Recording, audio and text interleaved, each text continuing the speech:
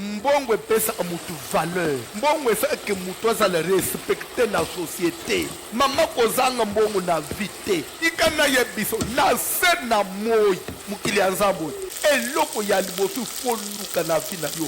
Zala na nzambe. Atandenge nini kozanga nzambe te. Sima ya nzambe zala na mbongo. Soko daka na biloko mibale wana. Okoluka ba camarade te ba camarade ba koluka yo.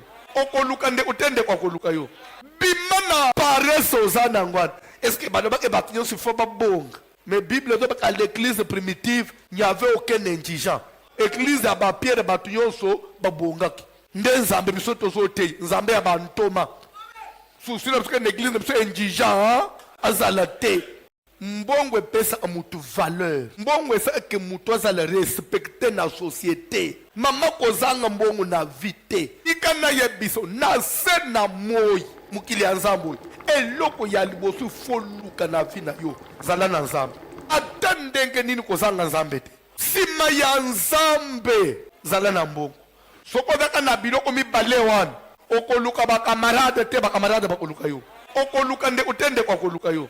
Bimana pareso zana ngwana. Est-ce que bano ba ke batinyo si fo ba bonga. Mais Bible do ba l'église primitive, il n'y avait aucun indigent.